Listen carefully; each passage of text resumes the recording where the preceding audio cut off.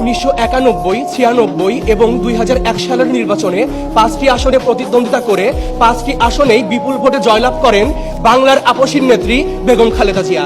কিন্তু মাননীয় স্পিকার, বিগত 3টি নির্বাচনে ফ্যাসিস্ট গডমাদার শেখ হাসিনা আমার আপনার ভোটাধিকার কেড়ে নেওয়া সহ বেগম খালেদা জিয়াকে কারারুদ্ধ করে রাখেন, মিথ্যা মামলায় এবং নির্বাচন থেকে দূরে রাখেন। মাননীয় স্পিকার, সময় বদলেছে।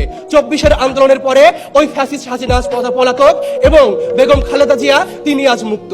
মাননীয় স্পিকার, বেগম খালেদা জিয়া আমরা বিশ্বাস করি তিনি যদি আগামী আসন্ন নির্বাচনেও 5টি আসনে নির্বাচন করেন তাহলেও তিনি 5টি আসনেই বিজয় লাভ করবেন। মাননীয় স্পিকার, বেগম খালেদা জিয়া যদি পল্টনের ময়দানে তার ডান হাতে ধানের শীষ দেখিয়ে বলেন তারুণ্যের প্রথম ভোট ধানের শীষের পক্ষে হোক, তাহলে মাননীয় স্পিকার নির্বাচনের সব হিসাব নিকাশ পাল্টে যাবে, নির্বাচনের যে প্রভাব সেটা পাল্টে যাবে। মাননীয় স্পিকার, আসন্ন জাতীয় সংসদ নির্বাচনে ডাকসু কিংবা এই যে বর্তমান যে ছাত্র সংসদ নির্বাচনের ফলাফল সেটি কোনো প্রভাব ফেলবে না। তার কারণ মাননীয় স্পিকার, প্রথম কারণ হচ্ছে ছাত্র সংসদ নির্বাচনে কোনো প্রতীক থাকে না, কিন্তু জাতীয় নির্বাচনে প্রতীক অত্যন্ত গুরুত্বপূর্ণ বিষয়। দ্বিতীয় বিষয় হচ্ছে মাননীয় স্পিকার, ছাত্র সংসদ নির্বাচনে ভোটার একটি নির্দিষ্ট শ্রেণীর এবং জাতীয় নির্বাচনে ভোটার হচ্ছে সারা বাংলাদেশের সর্বশ্রেণীর।